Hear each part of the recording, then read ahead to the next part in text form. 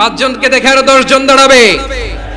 আমাদের নীরবতা আর আমাদের নিশ্চুপ থাকাই জালিমদেরকে আরো শক্তিশালী জালিম বানিয়েছে। এজন্য মুনকার প্রতিরোধের দায়িত্ব আমাদের সবার। টেন্ডারবাজি, চাঁদাবাজি, দুর্নীতি, অপরাধ, দখলদারিত্ব, মজুদদারি, এগুলো সবকিছু একসাথে প্রতিরোধ করতে হবে, ঠিক কিনা বলেন? একটা মানবিক সমাজ যদি চাই, প্রতিরোধ করতে হবে। প্রিয় ভাইয়েরা, আল্লাহর শপথ নিয়ে বলি, এই নাসিহাত গুলো সবার জন্য, সব দলের জন্য, সব মতের মানুষের জন্য।